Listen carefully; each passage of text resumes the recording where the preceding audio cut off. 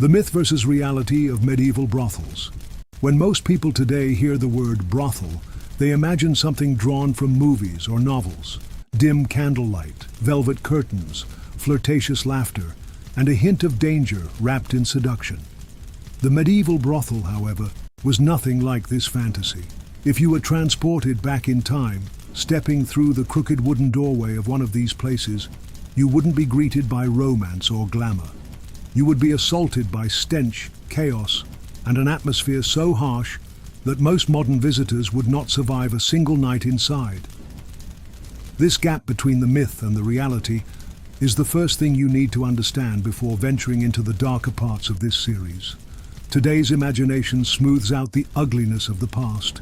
We picture silk dresses and soft whispers, but the reality of a medieval brothel was closer to a disease-ridden tavern, packed with desperation, violence, and shadows where thieves lurked. The fantasy that never existed. Much of the modern myth about brothels comes from later centuries. Paintings of courtesans in Renaissance Venice, Parisian cabaret dancers, or Hollywood's take on ladies of the night. In this softened version, the brothel is portrayed as a place of sinful fun where men could escape their daily struggles in exchange for coin. But in the Middle Ages, there was no velvet luxury, no perfumed courtesan waiting in silk sheets. Most women who worked there were poor, often desperate, and rarely had the choice of being there. Many were forced into it after losing their families, their land, or falling into crushing debt. The brothel was not a stage of seduction, it was a cage of survival. The building itself. Imagine the setting. A medieval brothel wasn't a mansion in the city center. It was usually located on the outskirts, often near the docks, city walls, or swampy lowlands where sewage ran thick. The walls were rough wood or crumbling stone, the windows narrow and stuffed with rags to block cold winds. The floor was layered with old straw that had not been changed in months. Rats scurried in the corners, fat from feeding on scraps.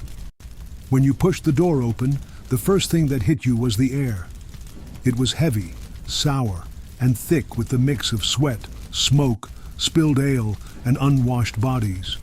In winter, the smoke of cheap tallow candles and low fires added a choking layer of haze. In summer, the stench of rot and human waste clung to every surface. Who came here? The customers were not the romantic knights in shining armor you might imagine. They were dock workers, soldiers on leave, drunken students, or traveling merchants. Many were violent, carrying daggers at their belts. A night of drinking could turn into a night of brawling without warning. The brothel was not just a place of sex, it was a tavern, a gambling den, and sometimes even a hideout for criminals. Pickpockets and thieves blended into the shadows, ready to relieve a drunk man of his purse. Outsiders who stumbled in, thinking it was a place of harmless pleasure, often walked out beaten, robbed, or not at all. The women behind the curtains. The greatest myth is that the women inside were seductresses who held power over men. In reality, most were trapped. Some were sold by their families. Others were widows who could not afford food. Some were outright kidnapped or tricked. They did not wear gowns of silk, but patched dresses, stained from long nights of labor. They worked under the constant threat of disease, violence, and abuse from both customers and brothel keepers. Few survived long enough to grow old. The emotional toll was as heavy as the physical one. Imagine being 16, torn from your village, and pushed into a room full of men twice your age, all smelling of sweat and ale. For many, this was not a profession, but a punishment without end. The price of pleasure. Another myth is that these places were only for the rich. In truth, brothels existed for every level of society. A single coin could buy a few minutes of misery in a back room. For more money, you might get a bed to yourself or slightly cleaner wine. But even the wealthiest clients were not shielded from disease or violence. The moment you crossed the threshold, your safety depended on luck and the temper of the people inside. Why you wouldn't last a night. Now imagine yourself there. You sit on a rough bench, sticky with spilled ale. Men shout, gamble, and throw dice. A woman with tired eyes sits next to you, not with charm, but with exhaustion. because you are her 15th client that week. Behind the walls, you hear someone crying.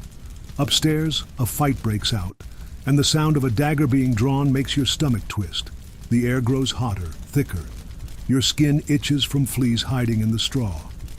You reach for a cup of wine, but it tastes sour, mixed with water that might have come from the river. Your stomach turns. Even if you survive the night without being robbed, beaten, or worse, you leave with something invisible, a sickness carried by countless others before you. Within weeks, sores appear, fever follows, and suddenly, one night of pleasure becomes a death sentence. The harsh truth. The medieval brothel was not a place of fantasy. It was a machine that consumed the desperate and spat out the broken. It thrived not because people loved it, but because poverty, greed, and hypocrisy kept it alive. The church condemned it in words, but profited from it in practice. Town officials turned a blind eye as long as taxes and bribes were paid. And so the myth of glamour fades, replaced by a truth so harsh that most modern people, accustomed to comfort, safety, and hygiene, wouldn't make it through a single night. Step outside your comfortable home and imagine walking down the narrow, crooked streets of a medieval town. It's late evening. The sun has dipped behind the thatched rooftops, and the air is already heavy with the odor of waste. Pigs root through piles of garbage tossed into the street. Human sewage runs in shallow channels along the cobblestones, carrying a mixture of filth toward the nearest river. This is the backdrop in which most medieval brothels thrived. If you were searching for one, you wouldn't find it in the clean or wealthy part of town. They stood in the rough districts, near the docks, the city gates, or the swampy outskirts where the air itself seemed to rot. And once you found one, the setting was so punishing, so suffocating, that most modern people would struggle to last even an hour inside, let alone through the night. Outside the door, the first impression began before you even entered. Brothels were often marked with crude signs or banners, sometimes just a lantern lit outside at night. The doorway was usually crooked, the wood warped by years of damp, the walls leaned inward, the thatch roof dripping when it rained. Around the building, drunk men already lingered, some shouting insults, others urinating in the gutter. The ground outside was slick with mud, but not just mud. Imagine a mixture of beer, blood, sewage, and horse dung, all pressed together by boots. Rats the size of cats scurried past your feet, bold enough to fight each other in plain view. Inside the brothel. Once you stepped inside, the air was worse. Think of the thickest, smokiest tavern you've ever imagined, then multiply it by 10. Cheap tallow candles and smoky fires filled the room with choking haze. The smell of unwashed bodies hit you immediately. Sweat, old ale, vomit, and something sour you couldn't quite name but couldn't escape. Noise battered your ears, drunken laughter, dice clattering on wooden tables, shouts of anger when a bet went wrong, the sobbing of a woman in another room, muffled by thin walls, the creak of a bed upstairs, followed by a crash as a fight broke out. There was no privacy, no romance, just chaos. The floors and furniture. The floor was strewn with dirty straw. In some corners, it was soaked black from years of spilled wine and urine. Fleas leapt from it when you brushed your boots against the ground. The benches and tables were sticky, never cleaned, their surfaces carved with knife marks and stained with old grease. Beds, if you could call them that, were stuffed sacks of straw crawling with lice and bedbugs. Some brothels layered multiple women and customers in the same bed on a busy night. The sheets, rarely washed, carried the sweat and sickness of dozens before you. The sound of the streets. Outside, even from inside, you couldn't escape the street. Through the thin walls and rattling shutters, you heard the constant clamor of medieval town life. Merchants packing up stalls, animals braying, church bells ringing, beggars crying out for alms. At night, the voices outside turned sharper. Soldiers marching, thieves calling out, drunken brawls spilling into alleys. The brothel was not a place of escape from this noise. It was a place where all of it was amplified, concentrated, and intensified. Disease waiting in the shadows. And then there was the invisible enemy, Disease. Every surface, every bed, every body carried sickness. In an age before soap, antibiotics, or understanding of germs, disease ran rampant. Syphilis, though not yet the terrifying plague it would become in later centuries, was already present. Gonorrhea, lice, scabies, and endless fevers were common. Even the simple act of sharing a cup of wine could spread infection. The women, forced to serve dozens of men each week, had no way to heal. Cuts and sores festered. Fevers burned until death came quietly in the corner. And yet the business never slowed. When one woman died, another desperate soul replaced her. Customers carried diseases home, infecting wives, servants, and children. In some towns, entire outbreaks could be traced back to a single brothel. The very building itself became a reservoir of sickness, poisoning everyone who passed through. The overwhelming sensory assault. Try to imagine staying there, even for one night. Your eyes sting from the smoke. Your ears ring from the shouting and clashing dice. Your skin crawls from the straw and fleas biting at your ankles. The stench of unwashed bodies sticks to your clothes, making you gag with every breath. You try to focus, but your stomach churns from the sour ale. Your hands feel sticky from touching the table. You can't find a corner to sit in without someone bumping into you, sloshing their drink onto your arm. And above all, there is no silence. Even when the noise dips, you hear whispers, crying, coughing. Every sound reminds you that you are trapped in a place where no one truly wants to be. Not the women, not the men, and certainly not you. Why the setting broke people. The filth, noise, and disease of a medieval brothel weren't just inconveniences. They were weapons, grinding down everyone inside. Women who worked there often developed chronic coughs, fevers, or permanent scars from untreated infections. Men who visited frequently wasted away from venereal disease, losing weight and strength until they became unrecognizable. Even those who weren't sick often left broken in other ways. The environment alone was enough to crush your spirit. Imagine being trapped in a space where every sense is under attack, where the very air seems hostile, and where the next moment could bring violence, humiliation, or worse. The harsh reality. This was the true setting of a medieval brothel. Not velvet curtains, not sweet perfumes, not soft whispers, but dirt, fleas, and the stench of death. Noise that rattled your skull and left you shaken. Shadows thick with disease waiting to claim its next victim. The myth of seduction is impossible to reconcile with the reality of filth and fear. And this reality is why you, comfortable, modern, healthy, wouldn't last a night. The environment alone would break you long before the other horrors even began. When you think of a medieval brothel, you might picture a mysterious woman in velvet robes, holding power over men with a sly smile. But the truth of who actually ran these places is far less romantic and far more brutal.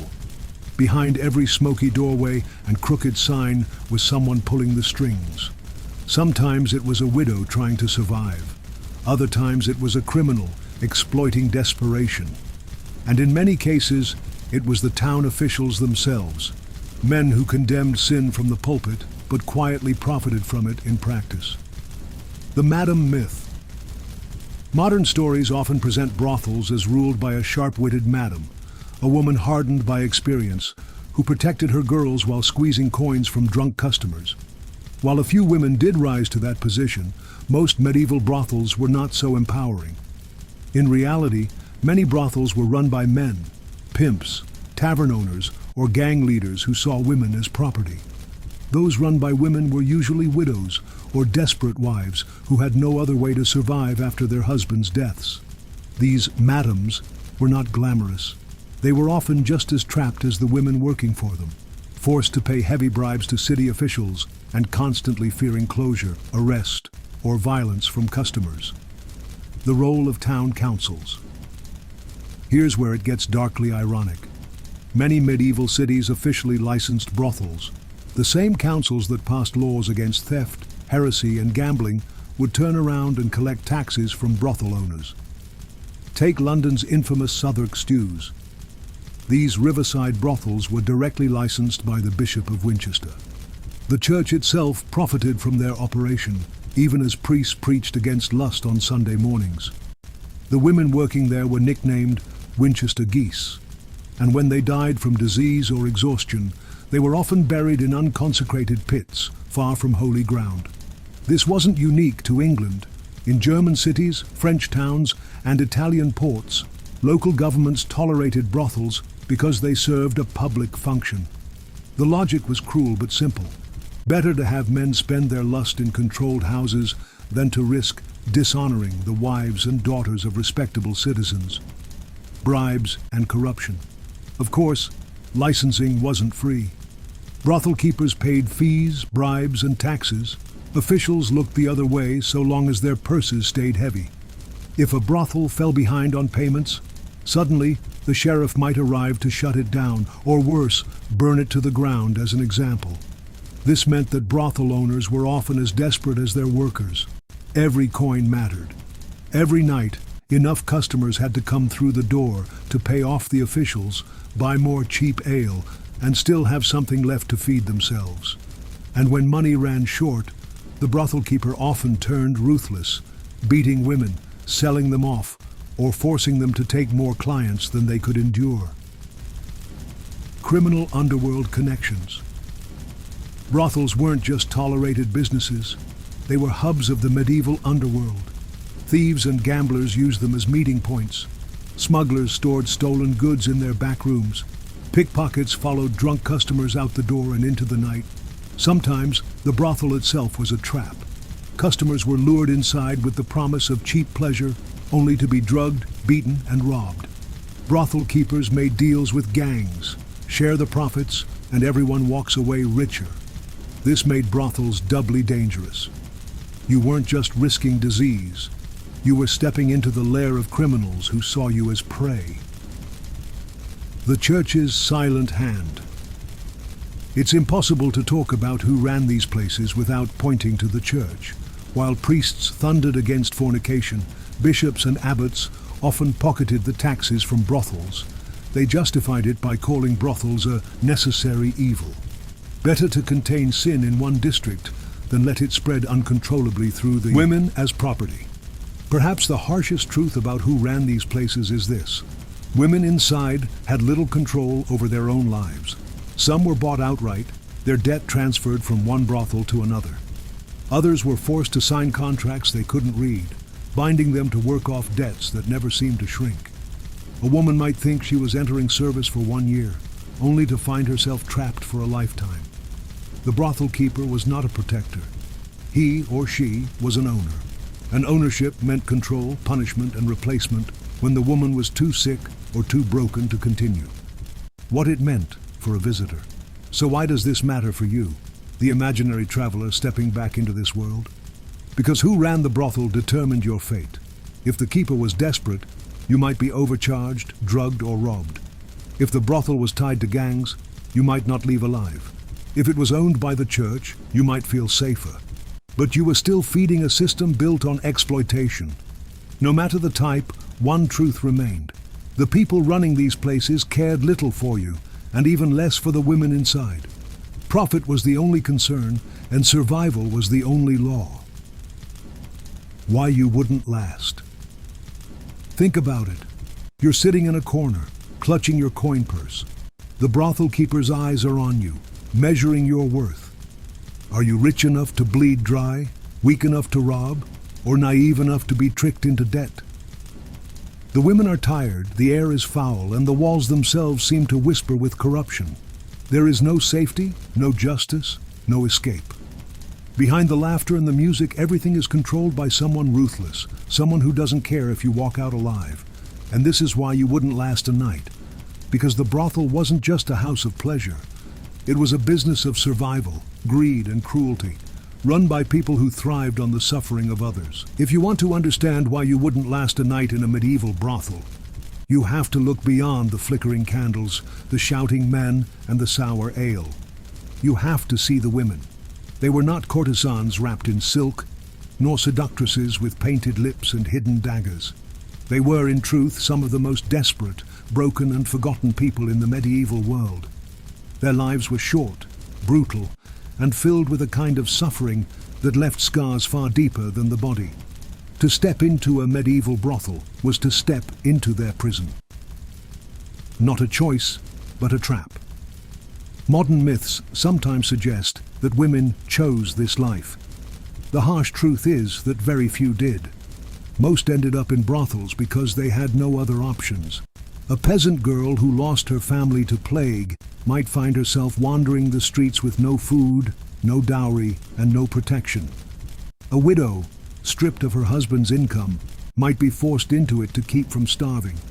An orphan, abandoned by relatives, could be sold outright to a brothel keeper by a desperate neighbor. Others were tricked, promised work as servants, seamstresses, or tavern maids, only to discover too late that their employer intended them for something far darker. And some were enslaved outright, taken as spoils of war, or sold into debt bondage by families who could no longer afford to feed them. Choice was the illusion, survival was the reality. The daily grind. Once inside, the life of a brothel woman was relentless. A typical day began not with rest but with labor. They scrubbed floors, hauled water, or cooked food until customers arrived. Then the work began, man after man, sometimes 5, sometimes 10, sometimes more in a single night. There was no privacy, no tenderness. A woman was expected to smile through exhaustion, hide her illness, and never refuse a client. If she protested, she risked a beating from the brothel keeper or worse, being thrown out onto the streets with nothing. Some women were forced to stand outside, calling to men as they passed. Others were made to wear badges or colored scarves marking them as prostitutes, branding them with shame so that society could recognize and scorn them even beyond the brothel walls. Disease and decay. The body could not endure long under these conditions.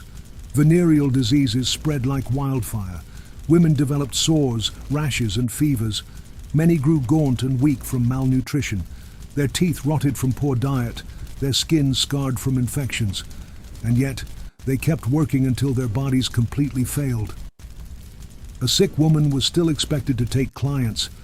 Only when she was too ill to move was she discarded, pushed into the street to die alone, or dumped in a mass grave.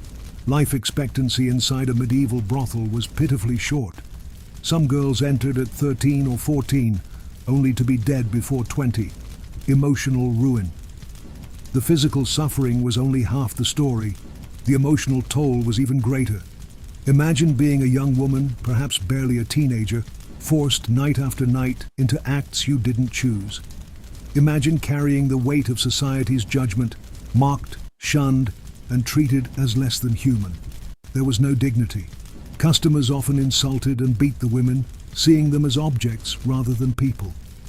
Many women drank heavily or used herbs and drugs to numb their pain. Others grew silent, detached, staring blankly as their lives slipped away. A few, hardened by survival, learned to mask their despair with humor or sharp words. But beneath the surface, almost all carried wounds that never healed. Motherhood in the shadows. Some women became pregnant. This was rarely a blessing. Children born in brothels were often abandoned, handed to foundling hospitals, or left to die. Brothel keepers rarely allowed infants inside, fearing they would scare off customers. A woman who became visibly pregnant was sometimes expelled outright. The cycle was cruel. Many women lost children again and again, their grief buried beneath the noise of the brothel. For some, this was the deepest wound of all, being forced to give life only to watch it stolen by poverty and indifference. Society's hypocrisy.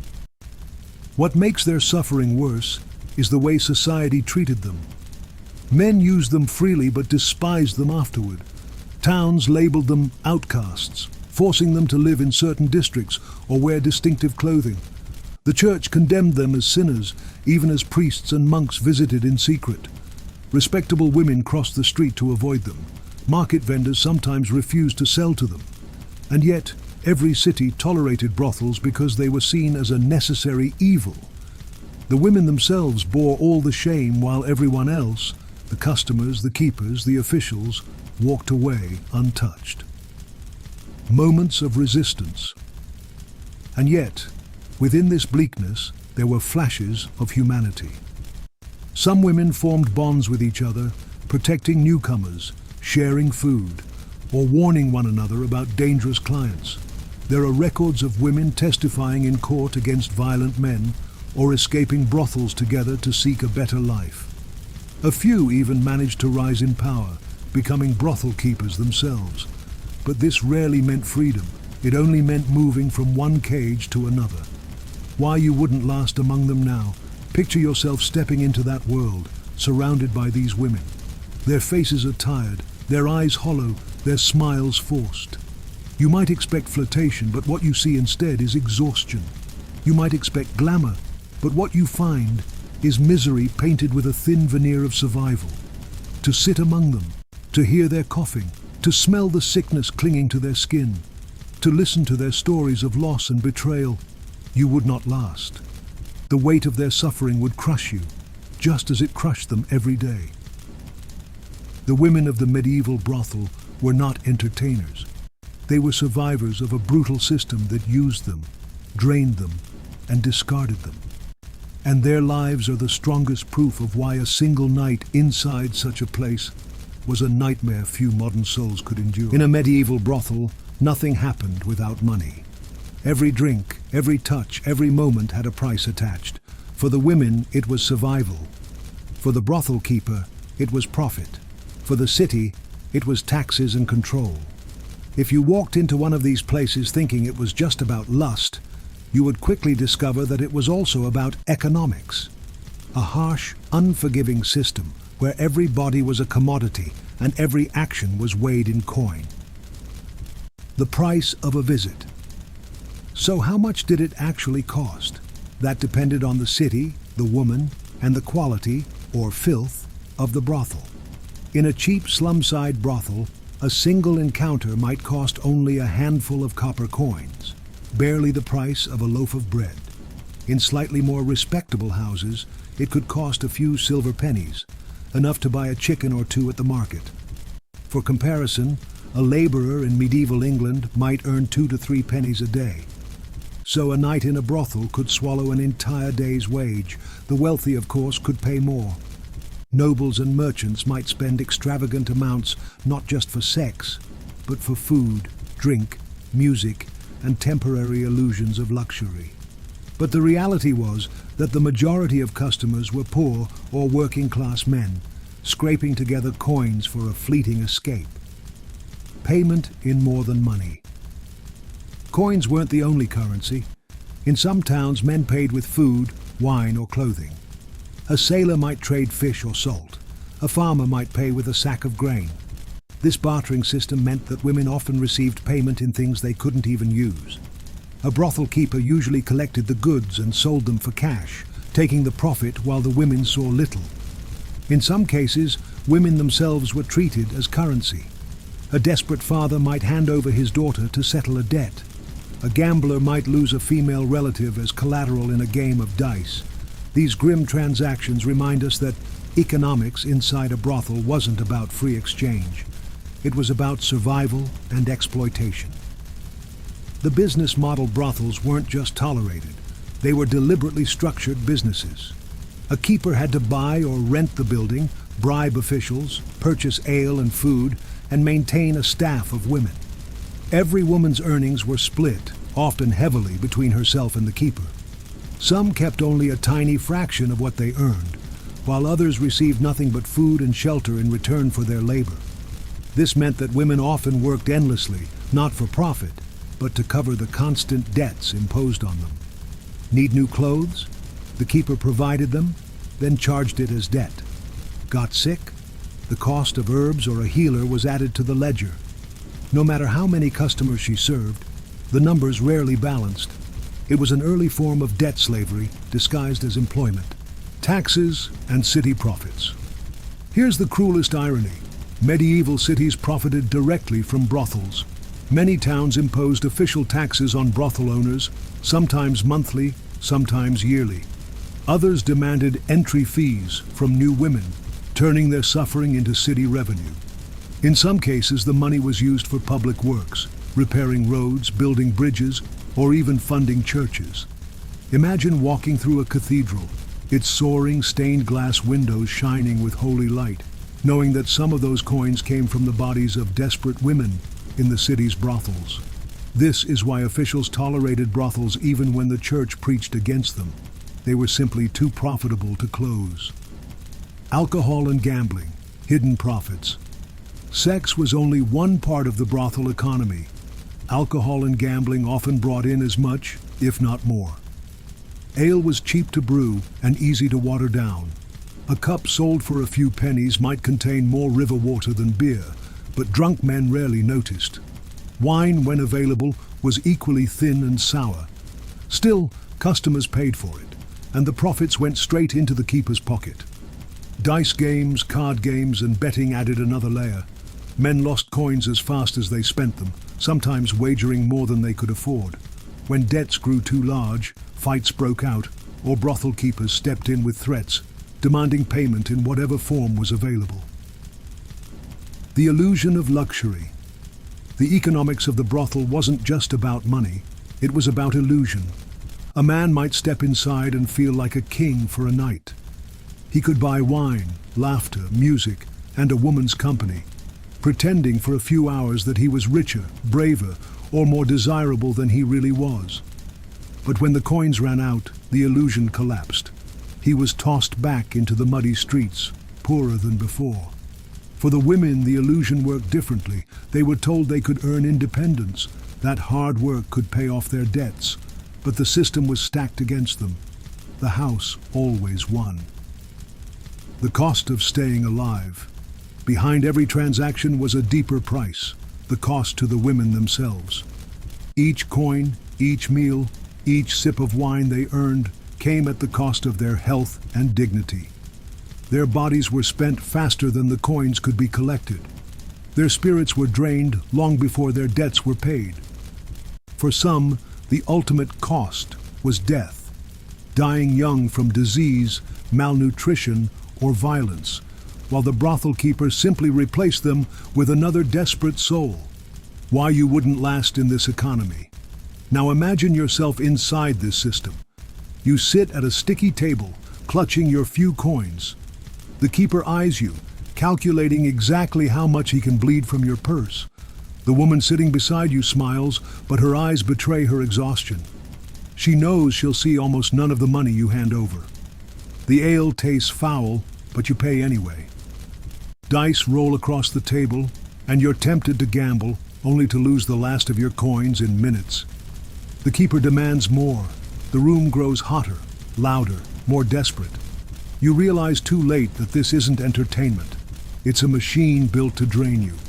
By the time the night is over, your purse is empty, your body is sickened, and your spirit is crushed.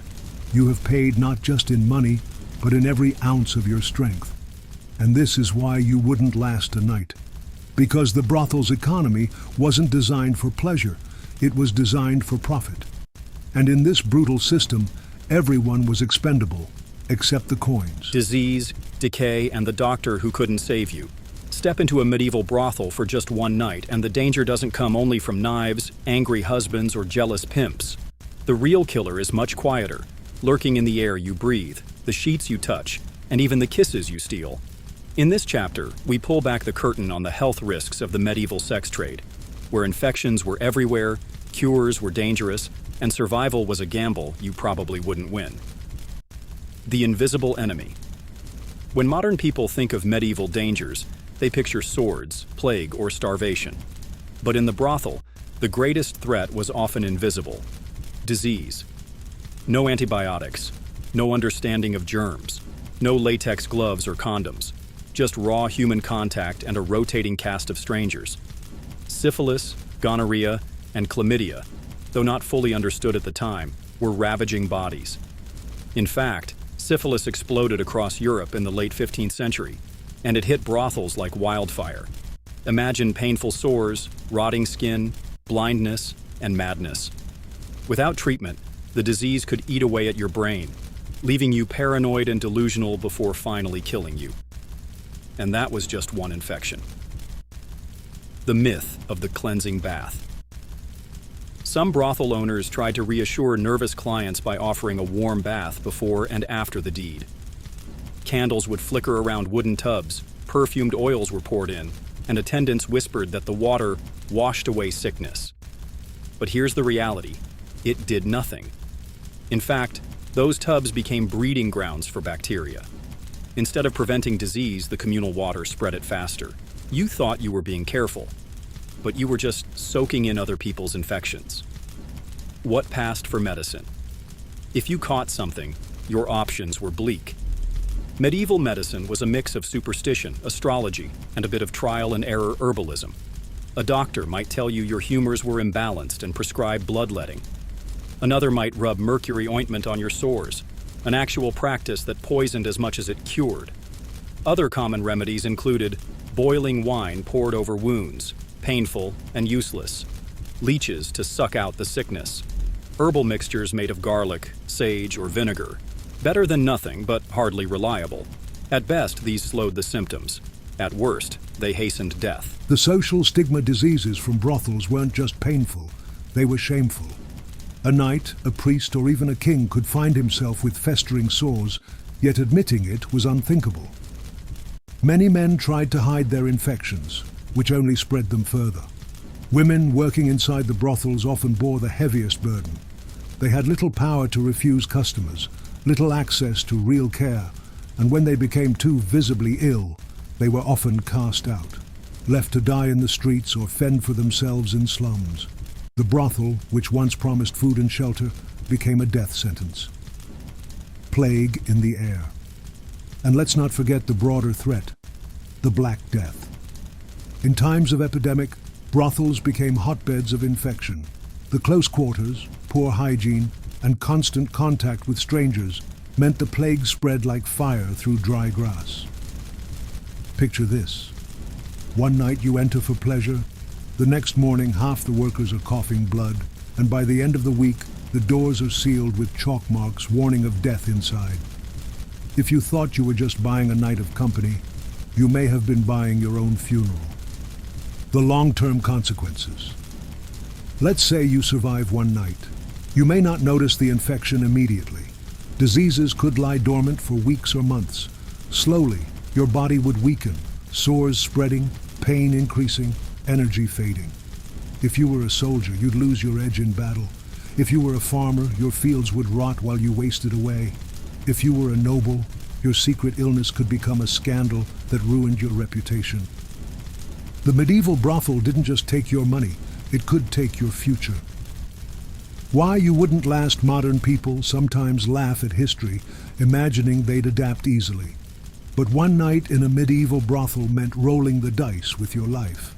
You had no protection, no real medicine, and no way of knowing whether the next person you touched carried something incurable. The odds were not in your favor. Disease didn't care if you were rich or poor, soldier or scholar, sinner or saint. It spread through desire, through ignorance, through desperation, and the house always won. The customers, knights, priests, and criminals, step inside a medieval brothel and look closely, not at the women who worked there, but at the men who walked through the door. They came from every layer of society, armor still shining from battle, robes still smelling of incense, or clothes still damp from the alleys. If you really want to understand the brothel, you must study its customers. Because here, morality melted, hypocrisy thrived, and everyone, knight, priest, or thief, paid for the same secret escape. The knight who paid in blood and coin. Picture the heavy boots of a knight clanking across the wooden floor. He has returned from a campaign, his purse jingling with spoils, his body aching for comfort. In the battlefield, he risked his life for honor, but inside the brothel, honor meant nothing. Knights were some of the most frequent and most dangerous customers. They paid generously, but they also demanded power inside the walls. Some treated the women as trophies, another conquest to be won. Others carried violence with them, drunkenly striking out when their pride was wounded. A knight could tip in gold or destroy everything in rage. It depended on his mood. And the brothel keeper, who valued money over safety, rarely intervened. The knight's coin bought silence, even if it also bought scars. The priest in disguise. Now look closer at the man in the corner, hood pulled over his head. He doesn't want to be seen because by day he is a priest, a holy man sworn to celibacy. By night, he slips into the brothel like a shadow. This hypocrisy was an open secret of the Middle Ages. The church thundered against lust, condemning brothels as dens of sin. Yet many priests were among their most loyal patrons. They paid with tithes stolen from offerings, whispered confessions in the ears of women they had no right to touch, and prayed for forgiveness the next morning before returning the following night. Some brothels even had special rooms for clergy, more discreet entrances, and softer furnishings. It was corruption wrapped in velvet, a reminder that the men who preached morality often abandoned it in the dark. The merchant who couldn't say no. Next comes the merchant, dressed in fur and carrying a pouch full of silver. He travels from city to city, buying and selling goods, and the brothel is his first stop upon arrival. To him, the women are part of the market, just another transaction, a service like bread or wine. Merchants often paid extra for exclusivity, reserving a girl for days at a time. For them, brothels were not just places of pleasure, but also places of networking. Deals were struck over whispered conversations in the bedsheets. Silk, spice, or grain might change hands just as easily as kisses. The merchant left coin, yes, but also gossip, information, and sometimes betrayal. The criminal and the drunk. Then there were the less refined visitors, the pickpockets, the gamblers, the drunkards stumbling in after midnight. These men brought little money and much trouble. They might pay with stolen goods, a dagger, a ring, a coin lifted from another man's purse. Criminals often turned the brothel into a hunting ground. A distracted customer could be robbed the moment he fell asleep. Sometimes, even the women themselves worked with thieves, luring men upstairs only for them to wake without their boots or purse. The line between pleasure house and crime den blurred. For the desperate, it was all survival. The husband who lied. Finally, imagine the most ordinary of customers, the husband. By day, he lived a respectable life, fathering children, working fields, or managing shops. But by night, he slipped away, telling his wife he was meeting friends and spent his coin inside the brothel. For him, the brothel was an escape from duty, a fantasy where he didn't have to answer to family or morality. Yet his visits carried the gravest risk. Diseases picked up in the brothel were carried home, infecting wives who never once crossed the threshold. The hypocrisy of loyalty destroyed households quietly, leaving behind broken families and unexplained deaths. The strange equality of sin. What makes the medieval brothel so fascinating is this. Inside its walls, all men were the same. A knight could drink beside a beggar. A priest could whisper beside a thief. Rank, title, or wealth mattered less than desire. The brothel became the great leveler of society. Here, hypocrisy was naked, power was fragile, and truth was bought and sold like flesh. Why you wouldn't last. If you were dropped into this world and walked into a medieval brothel as a customer, you'd discover the danger wasn't just outside the walls. It came from the people sitting next to you. The knight's violence might spill onto you. The priest's shame might drag the law to your doorstep. The thief's dagger might find your ribs. And the disease carried from one man to the next might follow you home, rotting you from within. The medieval brothel was no safe fantasy. It was a powder keg of secrets, hypocrisy, and danger. Step inside, and you'd soon learn that not everyone who left through its doors lived to tell the tale. Disease, sickness, and the hidden plague. When modern people imagine stepping into a medieval brothel, their minds often go to candlelit rooms, laces and silks, perhaps even a bit of danger from drunken brawls. But very few would expect the far greater danger that lurked unseen in the shadows: disease. This was the silent killer of the medieval world, and if you think you'd stroll in for a few hours of forbidden pleasure and leave unharmed, you're gravely mistaken. In fact, disease was one of the main reasons why many men literally didn't last a night in such places. A world without medicine. In the Middle Ages, medicine was a mixture of superstition, half-understood science, and dangerous practices. Germ theory didn't exist. Doctors believed illness came from imbalances of humors: blood, phlegm, yellow bile, and black bile. They also thought diseases could spread through bad air or divine punishment. In a brothel, dozens of men from all walks of life, sailors, soldiers, nobles, beggars, came and went in close quarters, with no sanitation. No one washed hands, bed sheets rarely changed. The same drinking cups were shared among patrons. It was a recipe for infection. The shadow of the plague. If you walked into a brothel during the time of the Black Death, 1347 to 1351, your risk of survival dropped even further. Prostitutes had constant contact with travelers, and travelers carried fleas, lice, and the plague itself. Brothels became hotbeds of infection. Imagine entering a dimly lit room, only to see that the woman you've paid for has blackened fingers, swollen lymph nodes, and a fever she's trying to hide. You wouldn't be walking back out alive. Even after the Great Plague waves, diseases remained rampant. Syphilis, gonorrhea, and other sexually transmitted infections spread like wildfire. Treatments were crude: mercury rubs, painful cauterization, or herbal poultices that did little but worsen the agony. The curse of the Great Pox. By the late 15th century, a new disease began sweeping through brothels: syphilis. It was called the Great Pox to distinguish it from smallpox, and it was horrifying. Open sores, fevers, mental breakdowns, and eventually death. A single night with an infected prostitute could mark you for life. And since no one understood how it spread, blame was often thrown around wildly. Some thought women themselves were cursed. Others said it was God's punishment for lust.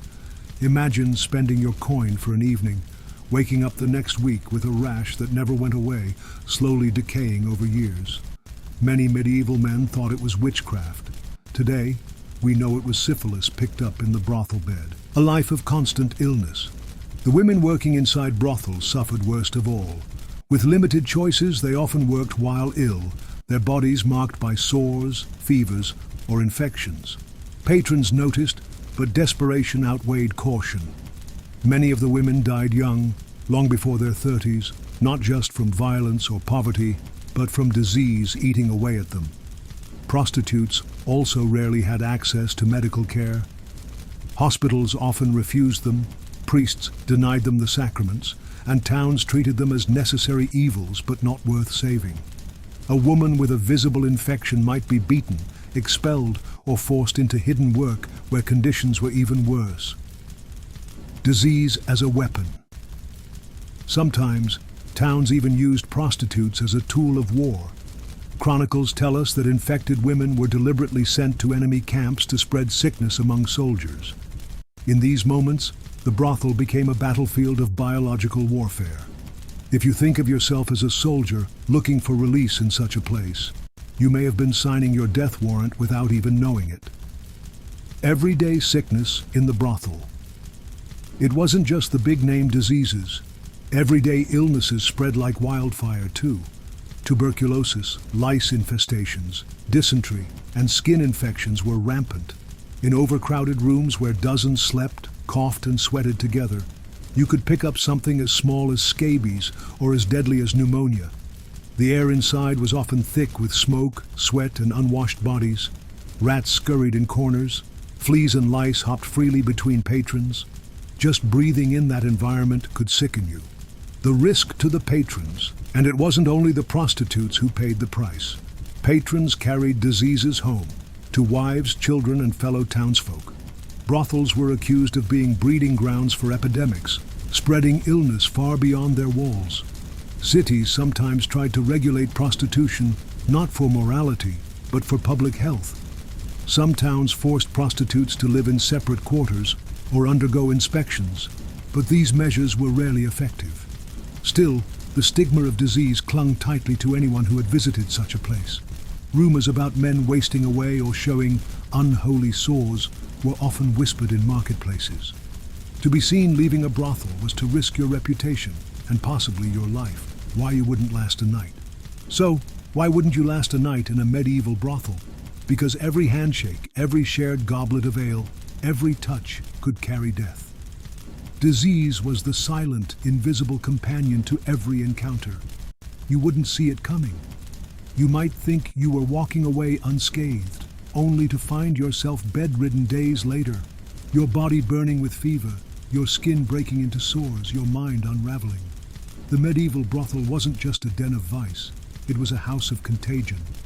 And once you entered, you rolled the dice with your life. Disease and the Grim Reaper, death's shadow in the brothel. When most people today think of brothels, they imagine candlelight, whispers, and sinful secrecy. But in the Middle Ages, stepping into a brothel was also stepping directly into the shadow of death. Disease was the silent client who never left, and he demanded a toll far greater than any coin. For the medieval sex worker, illness was not an occasional risk. It was an almost inevitable companion. For the client, a single night of pleasure could turn into a lifetime of pain, disfigurement, or even an early grave. To understand why, we must walk through the dark world of medieval medicine, hygiene, and superstition, and see how these shaped life in the brothel. The perfect breeding ground. Medieval cities were not clean to begin with. Waste ran in the streets, chamber pots emptied from windows, and rats thrived in the alleys. Brothels, often tucked into the poorest quarters, suffered the worst of these conditions. Many were cramped, with little ventilation, damp straw mattresses, and dirty linens rarely washed. In these conditions, disease spread like wildfire. Lice, fleas, and bedbugs infested the bedding. Skin infections, rashes, and sores were common. Add to this the close contact of sexual activity, and you had the perfect environment for the spread of sexually transmitted diseases, even if medieval people didn't yet have the words for them. The mystery of the French disease. One of the most feared afflictions in later medieval brothels was syphilis, although people at the time didn't know what it was. When it first swept through Europe in the late 15th century, it devastated populations. Victims developed horrific sores, fevers, and madness before death. Some chroniclers wrote of soldiers rotting alive from the disease. Before syphilis, gonorrhea was also widespread, known simply as the burning, because of the painful urination it caused. Medieval physicians had little idea of its cause. Some thought it came from an excess of humors in the body, others from moral corruption or even demonic punishment. The cures ranged from herbal ointments to bloodletting, none of which worked. Leprosy, pox, and plague. Though we tend to associate leprosy with monasteries or leper houses, it too haunted brothels. Skin lesions, nerve damage, and facial deformities meant that leprosy carried immense stigma. Yet because sex workers often entertained multiple partners, they could spread the disease across classes, from beggars to knights. Then came the plague. While the Black Death of 1347-1351 killed millions across Europe, brothels were particularly hard hit. These were communal spaces, crowded and unsanitary, and fleas on rats thrived there. Entire houses of sex workers and their clients perished within days. For those who survived, the memory of plague lingered like a curse, reinforcing the idea that sin and disease went hand in hand. Medicine and misery. If you were a sex worker in a medieval brothel and fell ill, your options were grim. Physicians rarely treated prostitutes, viewing them as morally corrupt and unworthy of care. Instead, they relied on local healers, herbal remedies, or desperate prayers to saints. Treatments often did more harm than good. Mercury, for example, was used widely to treat the pox. Patients would rub mercury ointments on sores or inhale mercury vapors. It sometimes eased symptoms but slowly poisoned the body. Hair loss, tooth decay, and madness followed. Other cures included sitting in smoke-filled rooms, drinking concoctions of vinegar and wine, or applying poultices of herbs and animal fat. None cured the underlying diseases, but they sometimes made the sick feel temporarily relieved until the illness came roaring back. The social stigma of disease didn't just kill bodies. It destroyed reputations. A woman with visible sores or rashes might be cast out of the brothel entirely. Some were forced into begging, others turned to witchcraft or petty crime to survive. Clients, too, lived in fear of discovery. If a wealthy merchant or noble caught a disease, his household could fall into scandal. Priests thundered from pulpits that venereal disease was God's punishment for lust. Caricatures and poems mocked the disfigured, portraying them as living warnings against sin. This stigma made matters worse. Instead of seeking treatment, many hid their symptoms, spreading disease silently through the brothel world. Death as a constant companion. Imagine a night in a medieval brothel. The candles flicker, laughter fills the air, but beneath it all lies a current of fear. Every kiss might carry contagion, every touch a curse. For sex workers, disease wasn't an accident but an expectation. Most lived short lives, many never reaching old age. For the client, the risk was just as high. A single night of indulgence could leave him marked forever by sores, infertility, or madness. Some never recovered. Others carried the disease back to their wives and households, unknowingly spreading suffering even further. Why you wouldn't last a night? In today's world, we think of antibiotics, condoms, and medical treatment as protections we can rely on. Strip all that away, and suddenly the medieval brothel becomes a death trap. There were no protections, no reliable cures, and little understanding of how diseases spread. If you, a modern person, walked into a medieval brothel, your odds of leaving unscathed were slim. You might survive one night, maybe two, but eventually, disease would catch up. Whether through burning fevers, rotting sores, or the crushing weight of stigma, the Grim Reaper would be waiting. Conclusion. The brothel of the Middle Ages was more than a house of pleasure. It was a house of risk.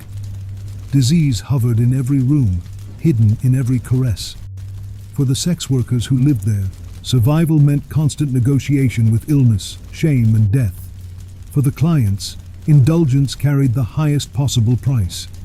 So when we say, you wouldn't last a night in a medieval brothel, we don't just mean the poverty, the filth, or the violence. We mean disease, silent, invisible, and merciless. It was the true master of the house, and no one who entered could ever ignore its shadow. Disease and the silent killer. When modern people imagine the dangers of a medieval brothel, their minds often jump to violence, theft, or social disgrace. Yet one of the most terrifying realities came not from swords or gossip, but from something silent, invisible, and unstoppable: disease. In an era without antibiotics, germ theory, or proper sanitation, stepping into a brothel was like rolling dice with your life. You might walk away unscathed, but you might also carry a death sentence hidden in your blood. A world without germ theory. In the 21st century, we understand that bacteria and viruses cause illness. In the Middle Ages, however, people did not know about microbes. Physicians still leaned heavily on the teachings of ancient Greek and Roman thinkers like Galen and Hippocrates. They believed disease was caused by imbalances of the four humors: blood, phlegm, yellow bile, and black bile, or by bad air, miasma. This meant that when medieval physicians tried to treat sexually transmitted diseases, they did so with herbs, purges, bleeding, or charms, none of which cured the underlying infection. Worse still, because people didn't understand how diseases spread, many continued risky behaviors without realizing they were transmitting illness. Brothels became breeding grounds for infections, and because of the close, frequent contact between clients and workers, disease spread quickly and relentlessly. The shadow of syphilis. One of the most infamous diseases linked to sex is syphilis. Its exact origins are still debated, but by the late 15th century it was spreading like wildfire across Europe. Some historians argue it arrived after Columbus's voyages, carried back from the Americas. Others believe it had existed earlier but mutated into a more aggressive form. Regardless of its source, syphilis devastated brothel communities. Symptoms in the medieval and early Renaissance periods were horrifying: open sores, grotesque rashes, swollen joints, and eventually neurological collapse. Victims could go blind, lose their noses to ulceration, or suffer madness as the disease ravaged their brains. Imagine a brothel where workers and clients alike bore visible scars of infection: pockmarked skin, missing teeth, or grotesque lesions. For those who frequented these establishments, there was always the unspoken risk that a single encounter could set them on a slow, agonizing path toward an early death. Gonorrhea and the burning. Even before syphilis swept through Europe, other sexually transmitted infections plagued medieval society. Gonorrhea, known colloquially as the clap or the burning, was widespread. Symptoms included excruciating pain during urination, foul discharge, and swelling.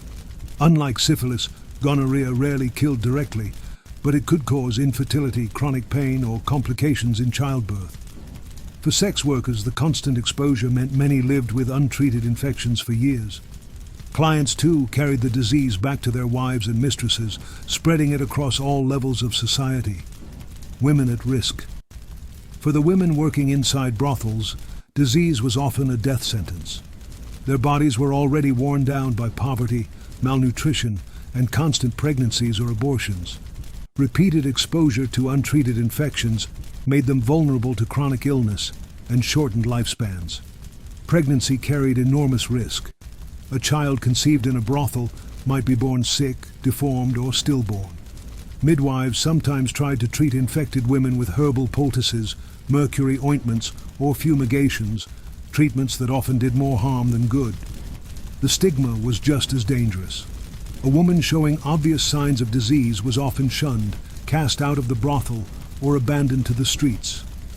Without the protection of an establishment, she had few options but to beg, steal, or die. The men were not safe clients, often assumed that, as paying men, they were the ones with power. But disease made no distinction between customer and worker. Knights, merchants, and even clergy who visited brothels often carried infections back into their homes. Noble families, once proud of their bloodlines, sometimes found themselves riddled with hereditary illnesses passed down from untreated infections. And because medicine could not cure these conditions, even the wealthiest men of Europe often found themselves rotting away in slow, humiliating decline. The Church's response. The Catholic Church had a conflicted relationship with brothels. On one hand, the Church condemned fornication as sinful. On the other, brothels were tolerated in many cities as a lesser evil compared to rape or sodomy. But when disease spread visibly, the Church often responded with fiery sermons, blaming God's wrath for the sins of lust. Some bishops demanded the closure of brothels during outbreaks of plague or pox. Others ordered sex workers to undergo ritual penance, or tried to ban infected women from practicing their trade. But these measures rarely worked. Poverty always pushed the trade underground, and desperate men continued to seek services despite the risk. The medical quacks. Because doctors had no cure, a thriving market of miracle cures emerged. Some healers prescribed mixtures of wine, honey, and herbs. Others suggested bathing the genitals in vinegar or urine. The most infamous treatment involved mercury. Physicians applied mercury ointments to sores or recommended inhaling mercury vapors, believing the metal would drive disease out of the body. Instead, mercury slowly poisoned patients, causing tremors, tooth loss, and madness. The cure, in many cases, was just as deadly as the illness. Disease as a social stain. Perhaps the most haunting effect of disease in the medieval brothel was not just physical, but social. A man discovered to have the pox was not only shamed, but seen as morally corrupt. A woman scarred by disease might never find marriage, stability, or acceptance in society. In this way, infection carried a double punishment: the agony of the body and the destruction of reputation. The brothel was not just a place of fleeting pleasure, it was a place where futures were silently ruined, where entire bloodlines could be poisoned without anyone fully understanding how or why. Why you wouldn't last a night. Imagine stepping into that dimly lit hall. You think your greatest worry is your purse or your honor, but in truth the deadliest enemy is invisible. The worker you choose may smile with painted lips, but behind her beauty may lurk an incurable infection. In a world without condoms, without antibiotics, without understanding of germs, every encounter was a gamble. One careless night could mean years of agony, a disfigured body, or an early grave. That is why you, modern, cautious, used to doctors and medicines, would not last a night in a medieval brothel. The very air, the very touch, the very kiss could carry a sentence you would never escape. The medical nightmare inside the brothel. When people today think of medicine, they often imagine sterile hospitals, trained doctors, and carefully measured doses of medicine. But in a medieval brothel, medicine was something very different. In fact, for most of the women who worked there, medicine was almost non-existent. And when it did appear, it was often more harmful than helpful. If you were unlucky enough to fall ill inside such a place, you would be facing a medical nightmare. The absence of real doctors. In most medieval towns, doctors were expensive and served only the wealthy. Nobles, rich merchants, and clergy could afford their services, but brothel workers and their clients rarely had that privilege. Instead, prostitutes had to rely on folk healers, midwives, or the occasional barber surgeon. These were people who practiced crude medicine with little understanding of how diseases spread or how the human body actually worked. Inside the brothel, the lack of medical expertise meant that illnesses went untreated for long periods. A sore, fever, or mysterious rash would be ignored until it became impossible to hide. By then, the damage was often irreversible. The spectre of the pox. The greatest medical terror inside a medieval brothel was the spread of sexually transmitted infections. Though syphilis as we know it today didn't appear in Europe until the late 15th century, earlier forms of venereal disease were already present. People simply called them the pox or the foul disease. The symptoms were horrifying: ulcers, rashes, painful sores, and eventually blindness, insanity, or death. Inside the tight, unsanitary quarters of a brothel, such diseases spread with terrifying ease. A single infected client could pass it to multiple women in one night, who in turn could infect dozens more men.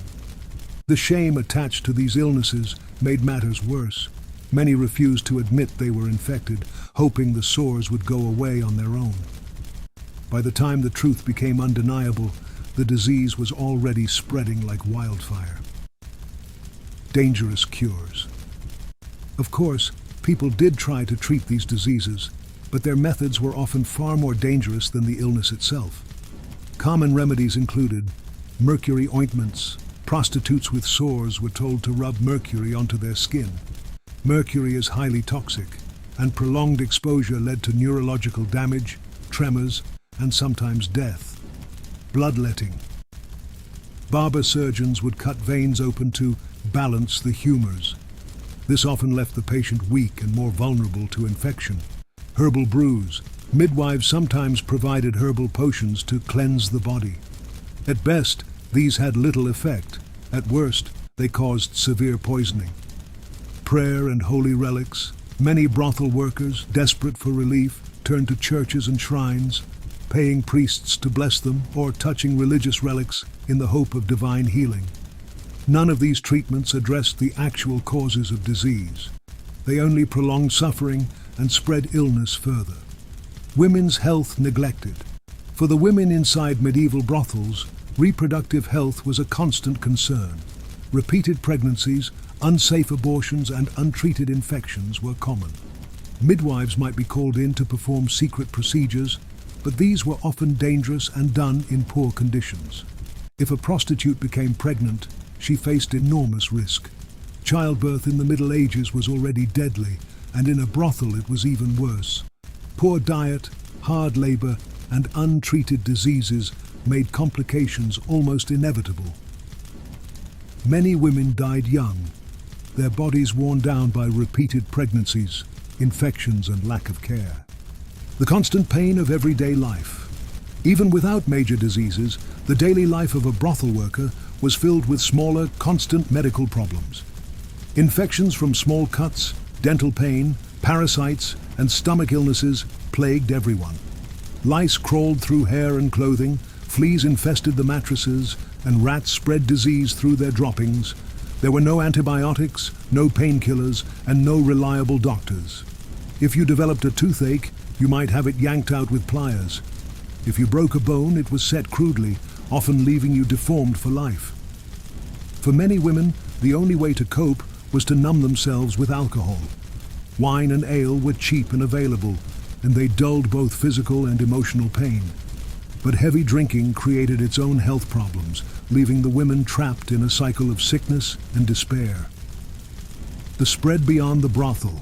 The medical nightmare of brothels didn't stay confined within their walls. Clients who contracted diseases carried them back into the wider community. Merchants brought infections from one town to another. Soldiers spread them along military campaigns. Even members of the clergy, who secretly visited brothels, sometimes carried diseases into monasteries and churches. The result was a slow, silent epidemic, one that medieval society barely understood.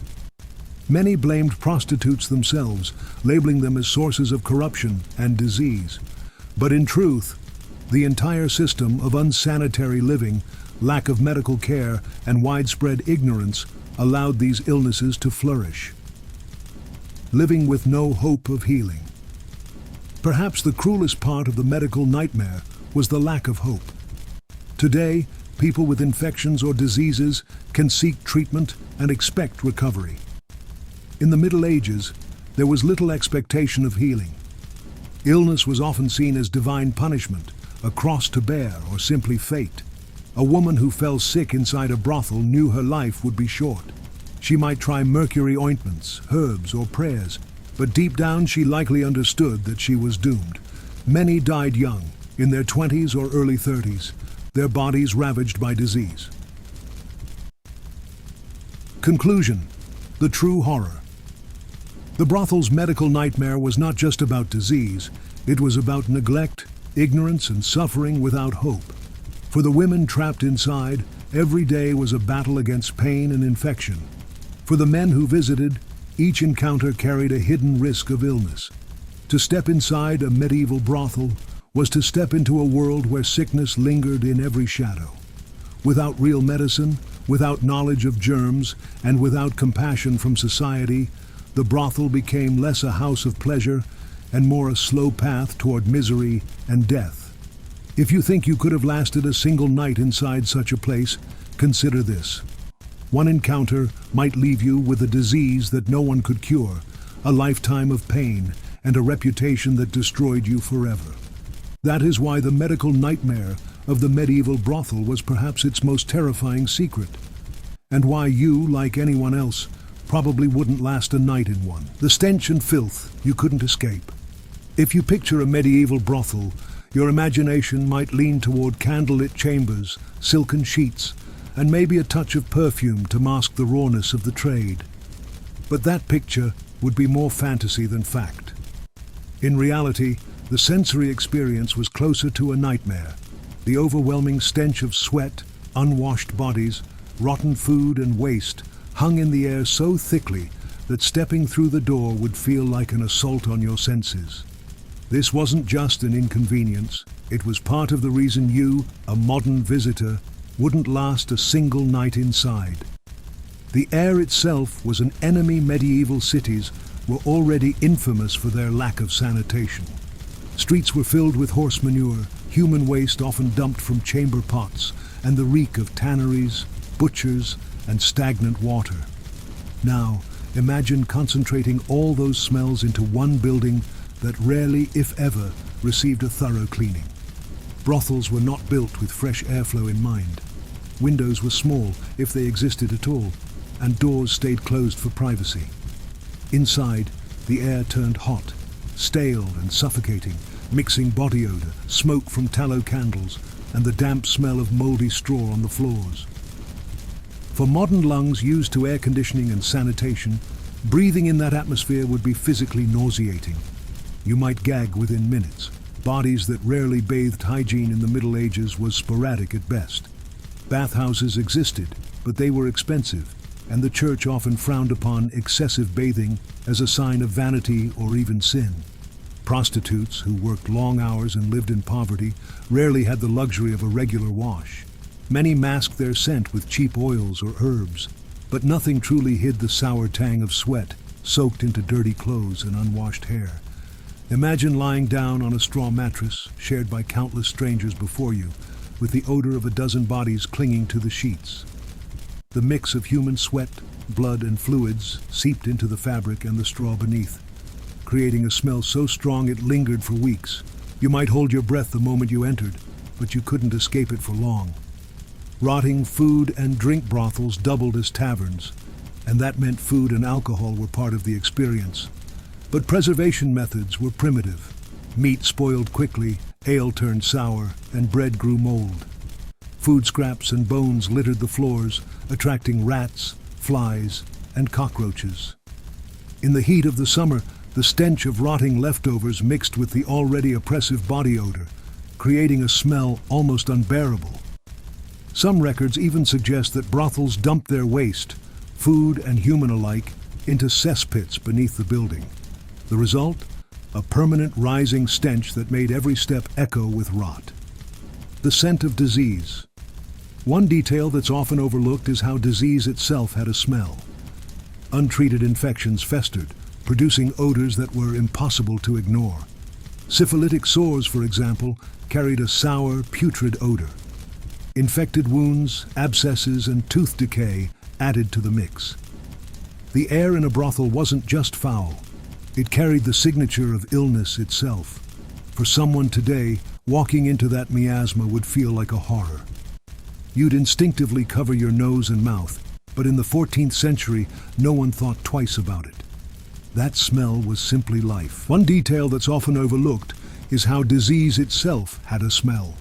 Untreated infections festered, producing odors that were impossible to ignore.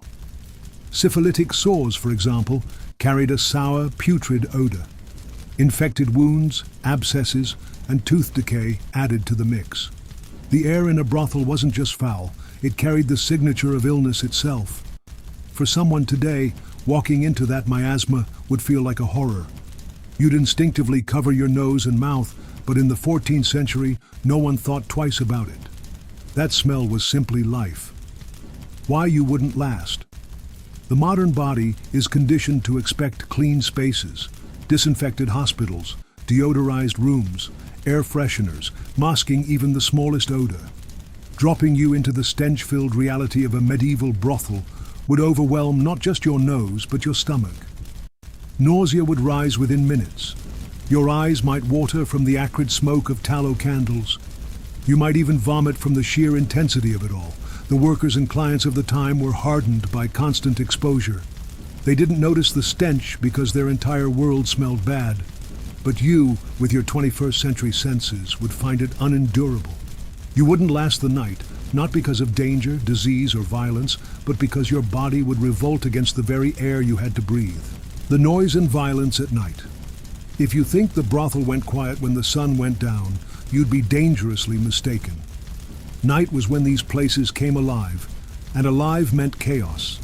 The air already choked with foul smells now filled with sounds that could shake even the bravest traveler.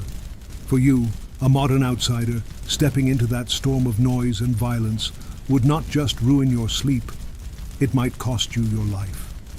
A soundscape of misery. The moment darkness fell, the brothel erupted. Laughter, not the kind you hear in comedy clubs, but the harsh, drunken kind that came from deep throats after too much cheap ale, echoed off the walls. Men shouted, argued over prices, bragged about their exploits, or sang bawdy songs. Women cried out, not always in pleasure, but often in pain or protest. Babies sometimes wailed in the corners, since many prostitutes were also mothers forced to raise children under the same roof where they worked. Now add to that the music. A lute strummed off-key, a drum beaten in no rhythm, or the shrill piping of a recorder trying to compete with the roar of the crowd. The result was not entertainment. It was a wall of sound that battered your ears. To your modern mind, conditioned by sleep apps, quiet suburbs, or at worst the hum of traffic, the noise would be unbearable. Even earplugs wouldn't save you. Drunken fights as routine brothels were drinking dens as much as sexual marketplaces. And when men drank, tempers flared. Arguments over payment, jealousy over a favored prostitute, or insults traded between clients quickly escalated into violence. Tankards turned into weapons, knives were drawn, and fists smashed against jaws. Records from medieval court cases describe brothel brawls that ended in murder. One wrong word could leave you bleeding on the straw floor, while no one lifted a finger to help. The brothel keeper cared more about profit than peace, and the city guard often looked the other way. After all, they were regular customers themselves. For you, used to bouncers at clubs or 911 on speed dial, the sudden eruption of violence would feel terrifying. You'd find no safety net here. Violence against the workers. The brutality wasn't limited to client-on-client fights. Prostitutes themselves endured constant physical abuse. Men drunk on ale and entitlement saw them not as human beings, but as bodies to dominate. Slaps, punches, and worse were part of the job. And if a woman refused a client, she risked being beaten, or worse, without anyone intervening. The sound of women crying or screaming wasn't rare background noise. It was nightly reality. Imagine lying on a filthy mattress, trying to sleep, while the room next to you echoed with violence you were powerless to stop. That kind of sound doesn't just disturb, it shatters the mind. Knives, daggers, and death weapons were everywhere in medieval life. Men carried daggers as casually as modern people carry phones.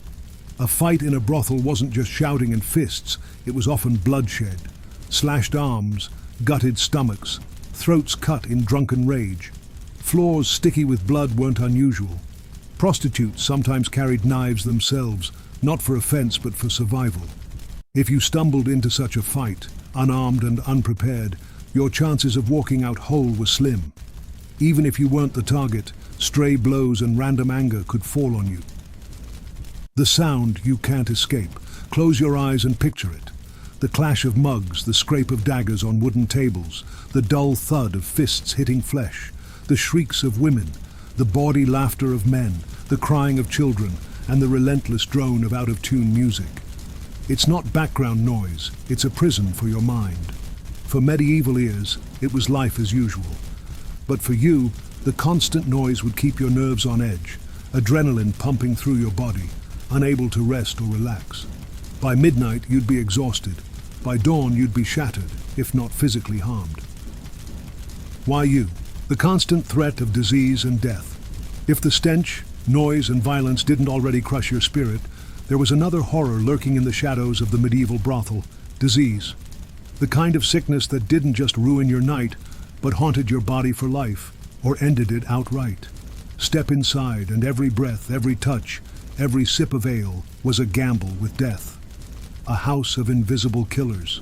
To the medieval mind, disease was a mystery. Germs and viruses were centuries away from discovery. Illness was blamed on bad air, curses, or the sins of the flesh.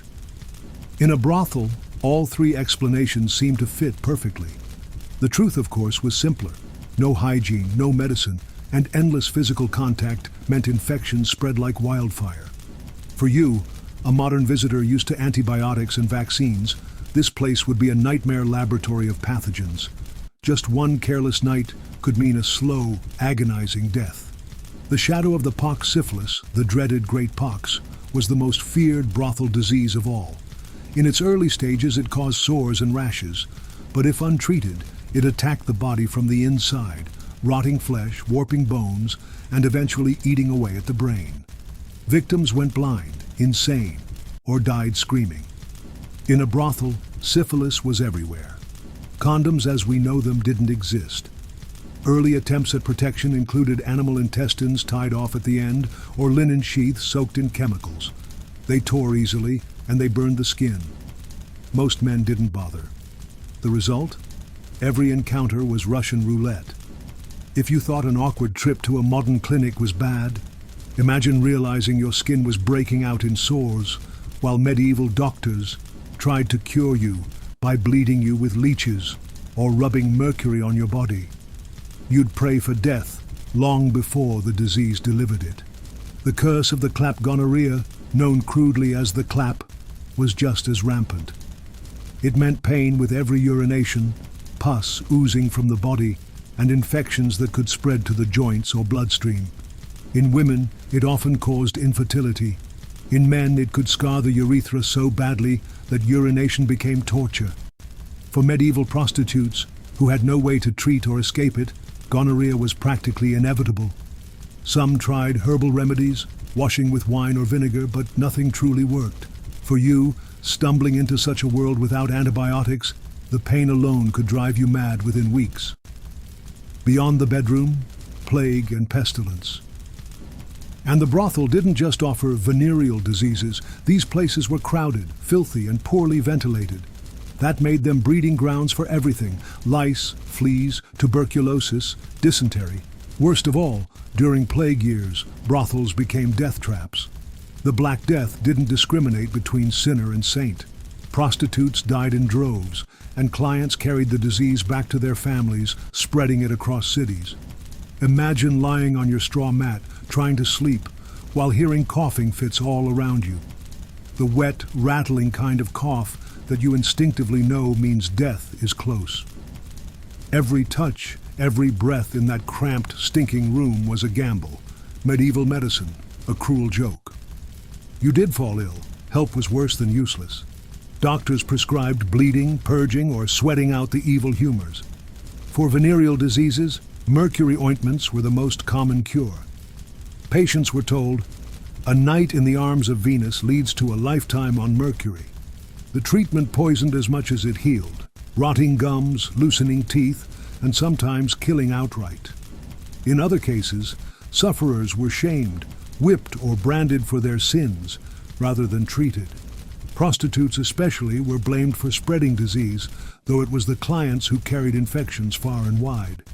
For you, the hopelessness would be the most crushing. There would be no doctor's office, no antibiotics, no recovery plan. Just pain, stigma, and the slow decay of your body. Death, always waiting. The worst part? You wouldn't even have to catch a disease to feel its shadow. Every brothel stank of infection. Women's faces showed scars from old sores. Men coughed blood into the straw. Babies born sickly wasted away in corners. Death wasn't an abstract. It was in the room with you, breathing the same foul air. Even if you survived one night, you'd never feel safe again. One rash, one cough, one sore could spiral into something unstoppable. The paranoia alone would gnaw at you, turning every itch into terror. Why you wouldn't last noise can frighten you. Violence can wound you. But disease? Disease owns you. Once it takes hold, there's no escape, not in the medieval world. The constant threat of infection, the inevitability of pain, the certainty of death would crush your spirit even faster than your body. One night in a medieval brothel, and you wouldn't just wake up tired, you might not wake up at all. The cost of desire, how pleasure emptied your purse. If you imagine stepping into a medieval brothel as a place of cheap thrills, you'd be dead wrong. The romanticized vision of coin for flesh that modern films and TV shows offer hides the cruel reality. Desire was expensive, and the economy of sex was structured to bleed you dry. A single night in a medieval brothel wasn't just about intimacy. It was a financial transaction rigged against you from the very start. By dawn, you might leave not only exhausted, but also penniless. The illusion of affordability. At first glance, prices seemed manageable. Records from London's stews, licensed brothels along the Bankside, show that a basic encounter could cost anywhere from a few pennies to a shilling. For context, a penny might buy you a loaf of bread, while a shilling equaled several days' wages for a laborer. But the menu was designed to tempt and trap.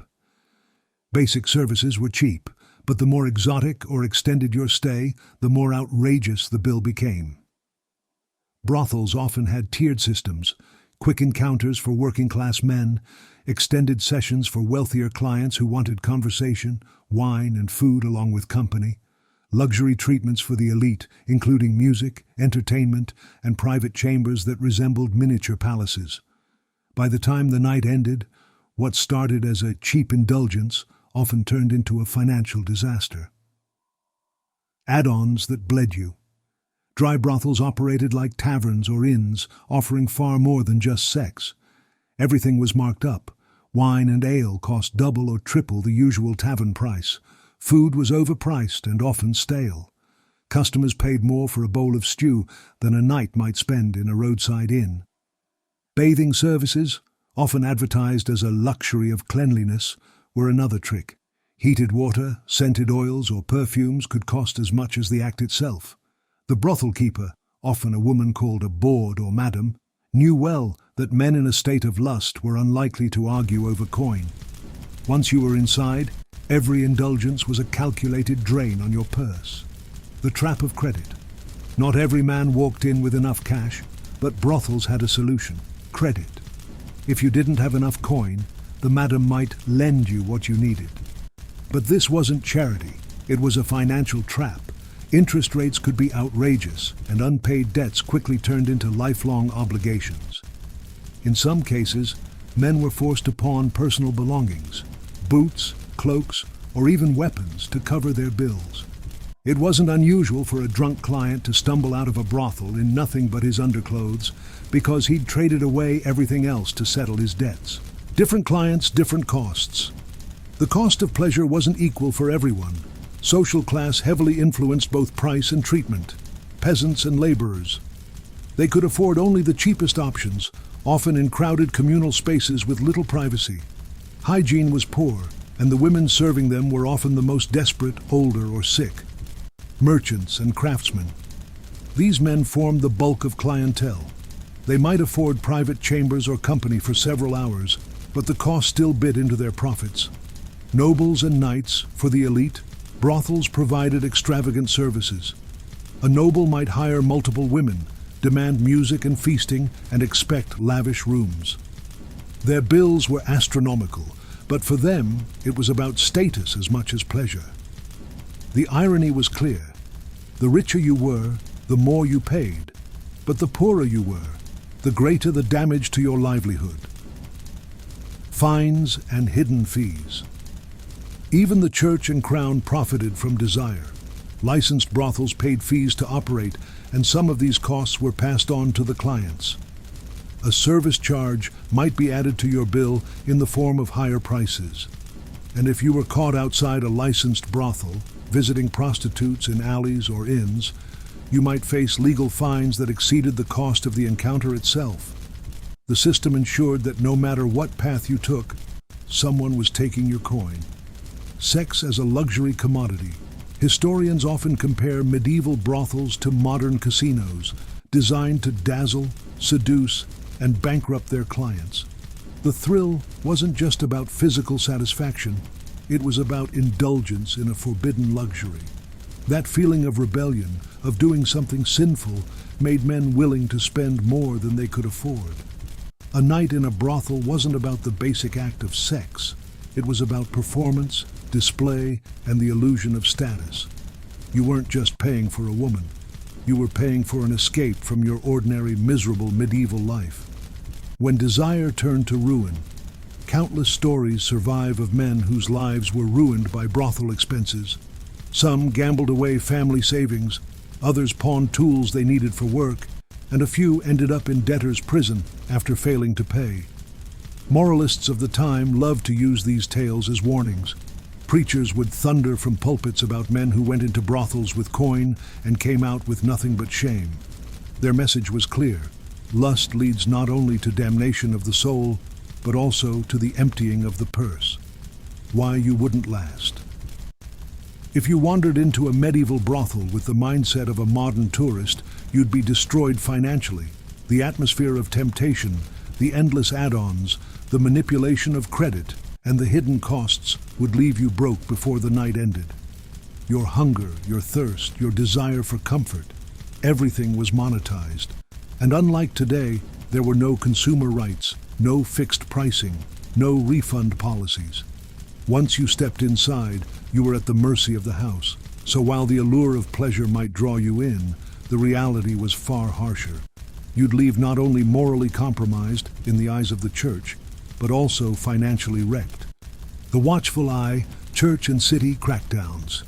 By the late Middle Ages, brothels weren't just places of illicit pleasure, they were symbols of a constant moral tug-of-war between the church, city authorities, and the people who both condemned and patronized them. If you thought the dangers of disease, debt, or drunken brawls were bad, imagine the added weight of religion breathing down your neck.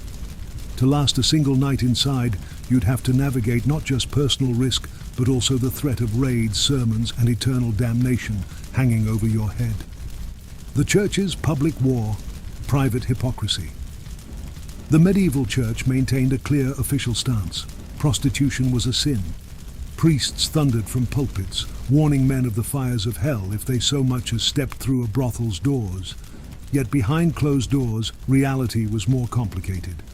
Some bishops argued that brothels acted as a necessary evil, preventing men from committing even worse sins like adultery or rape. That didn't make it easier for patrons. On any given Sunday, you might hear a fiery sermon denouncing the very building you stumbled out of the night before.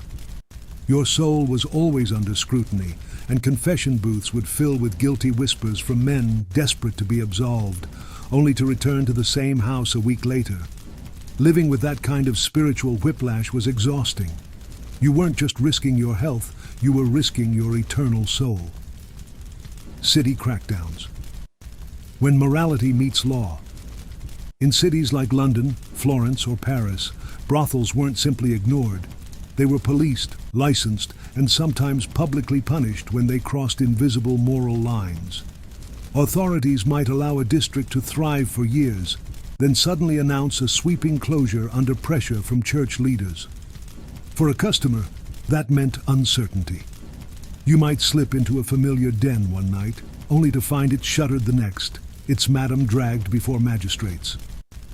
Worse, raids weren't uncommon. Soldiers or city guards could storm the building, arresting women and humiliating clients. Imagine being marched out into the streets, your neighbors watching as you tried to cover your face. The shame could ruin a man's reputation, career, even his family standing. So while you tried to enjoy the pleasures inside, you always had one ear listening for boots on the cobblestones outside. The ritual of public shame. Even if you weren't arrested, whispers traveled fast. Gossip was a powerful currency in medieval towns. A merchant spotted leaving a brothel might find his rivals spreading stories, his customers turning away, or his wife shunning him. The church weaponized this shame through public penance. Men caught or accused might be forced to walk barefoot through the streets, wearing nothing but a white sheet, while townsfolk jeered. Some were even made to donate to the church coffers in a humiliating show of repentance. If you thought the laughter of other drunken men inside the brothel stung, imagine the scorn of your entire community outside it. That weight of reputation was heavy, and not many could carry it without breaking. Prostitutes under pressure. The women themselves bore the brunt of the crackdown. Some cities forced prostitutes to wear special clothing, bright yellow scarves in Florence, striped hoods in certain German towns, so everyone knew their profession. Others were confined to certain districts, barred from entering churches, markets, or even drawing water from public fountains. For a customer, this meant the act of visiting them wasn't just sinful, it was socially obvious. Walking into a marked district announced your intentions to anyone paying attention. The anonymity you might crave was stripped away. You weren't just sneaking off for a night, you were painting a target on your back. Hypocrisy among the powerful. Despite all this, the hypocrisy was staggering. Wealthy nobles and clergy themselves were often some of the most reliable customers. Chronicles are littered with accounts of priests fathering children with prostitutes, bishops keeping mistresses in disguised brothels, and kings hosting extravagant feasts in houses of pleasure. For an ordinary man, though, this double standard didn't offer safety. A bishop could sin and shrug it off. A cobbler caught in the same place could lose his livelihood. The unequal weight of justice made surviving even one night in a brothel a delicate game of chance. The ever-present fear of damnation. Above all, the fear of hell was real. Medieval people lived with a constant awareness of death and divine judgment. The Black Death had reminded them that life was fragile, that heaven and hell could open their doors at any moment. Every creak of a brothel's floorboards, every candle flickering in a smoky corner, carried the shadow of eternal consequence. Men might laugh and boast inside, but when they stumbled home, many lay awake haunted by visions of fire, demons, and eternal torment. Could a fleeting night of pleasure really be worth the risk of losing your soul forever? Why you wouldn't last the night. A modern visitor might scoff at these medieval fears, but to live in their shoes was to live in a world where reputation, law, and salvation intertwined. The dangers weren't just physical, they were moral, spiritual, and deeply psychological. To survive one night in a medieval brothel, you'd need the courage to risk public humiliation, the cunning to dodge city raids, the shamelessness to ignore gossip, and above all, the ability to silence the voice of damnation whispering in your ear. Most people didn't last. They staggered out into the dawn, weighed down not just by drink or debt, but by shame, guilt, and fear of eternal punishment. And that's why, when it came to the watchful eye of church and city alike, you wouldn't last a single night. Religious condemnation and moral panic. If you had tried to walk into a medieval brothel, you wouldn't only have to worry about the diseases, the smell, the violence, or the vermin. You'd also have to keep one wary eye on the church, because the weight of religious condemnation was everywhere. In a world where religion wasn't just a personal belief, but the very backbone of law, morality, and daily life, stepping into a brothel placed you in direct conflict with the most powerful institution of the age, the church. And the church did not forgive easily. The church's view, sin and damnation. The medieval Catholic Church labeled prostitution as a sin, grave, corrupting, and damning. Sex outside of marriage was forbidden, and buying it was considered an act of lust, one of the 7 deadly sins. Religious leaders preached that men who entered brothels weren't just weak, but risked eternal damnation in hellfire. Women who worked in brothels were branded as fallen, beyond saving unless they renounced their trade. Preachers used vivid language to describe what awaited customers and sex workers alike. Brothels were painted as gateways to hell, dens of demons, and places where the devil himself recruited souls. Imagine hearing sermons that claimed every groan or laugh in a brothel was echoed by demons cheering in the underworld. That was the level of moral panic pushed into the minds of everyday people, public shaming and humiliation. If a man was caught visiting a brothel, or even rumored to have gone, he risked public humiliation. The church sometimes ordered men to perform penance, which could mean standing barefoot outside the cathedral, confessing sins in front of neighbors, or paying heavy fines to fund holy projects. Prostitutes were shamed even more brutally. Some cities forced women to wear special clothing, like striped cloaks or bright ribbons, so that everyone could see they were unclean. Others confined them to designated red light districts, far from respectable society. Imagine being marked by your clothing everywhere you went. You couldn't hide your work, and every glance from strangers would remind you that you were seen as both necessary and disgusting. That stigma followed prostitutes even into death. Many were denied burial in consecrated ground, brothels as necessary evils. And yet here's the contradiction. Despite fiery condemnations, many church leaders quietly accepted brothels as a necessary evil. Why? Because in their minds, prostitution prevented something worse: homosexuality, adultery with respectable women, or even rape of nuns. Brothels, in this twisted logic, contained sin within a space the church could regulate. This double standard was staggering. Publicly, priests thundered against prostitution. Privately, church officials acknowledged its usefulness.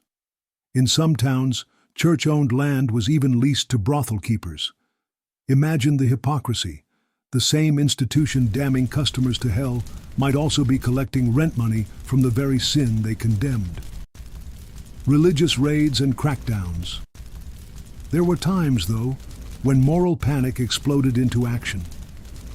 Periodically, religious reformers or angry mobs would raid brothels, smashing furniture, dragging women out into the streets, and shaving their heads as punishment.